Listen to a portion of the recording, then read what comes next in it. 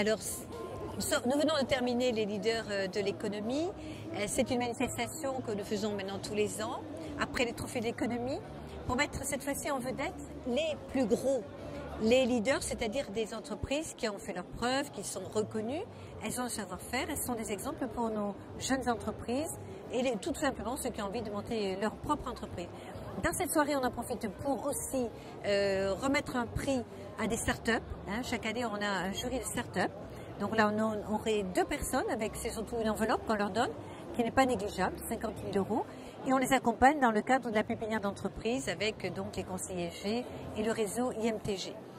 Alors aujourd'hui, la subvention de la ville de Montauban va nous permettre d'améliorer notre preuve de concept, de recruter du personnel à la fois technique et un peu plus tard commercial pour, on l'espère, d'ici une année pouvoir proposer notre produit sur le marché.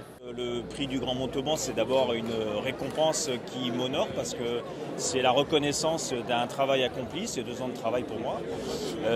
Quand j'ai créé cette société, je voulais répondre à une problématique anxiogène qui était l'inondation. Moi, je ne pensais pas que ça m'amènerait à monter aussi rapidement la société. Et puis, le Grand Montauban, j'ai rencontré un écosystème extrêmement favorable avec des acteurs économiques qui m'ont soutenu totalement, complètement, qui m'ont intégré immédiatement à la pépinière. Et donc, l'idée de s'installer rapidement et de créer des emplois s'est imposée d'elle-même. Alors, ce coup de pied financier est extrêmement important, c'est un effet de levier. Ça me permet d'aller directement solliciter des banques. Ça me permet de rencontrer d'autres partenaires financiers et puis surtout de sécuriser mes investisseurs privés qui souhaitent venir dans l'aventure avec moi. Ça les rassure, donc c'est le côté institutionnel qui vient conforter notre démarche. Donc ce soir, on a à nouveau primé 5 magnifiques parcours. La société Nutribio, le groupe Sodial, l'Ami de Pain, un groupe de boulangerie qui se développe sur toute la France, Néotech, l'AMAF et les Galeries Lafayette.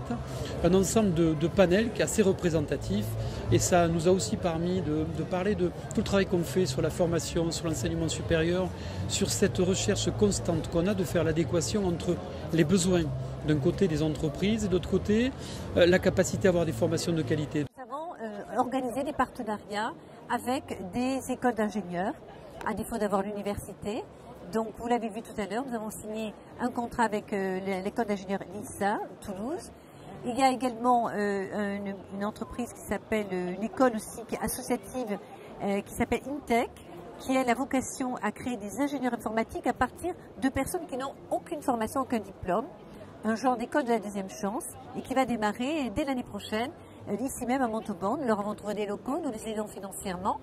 Et enfin, nous avons des partenariats très importants avec les 2 lycées professionnels, lycée Bourdelle et là, eh bien, ce partenariat nous permet de les mettre en contact avec les entreprises du territoire.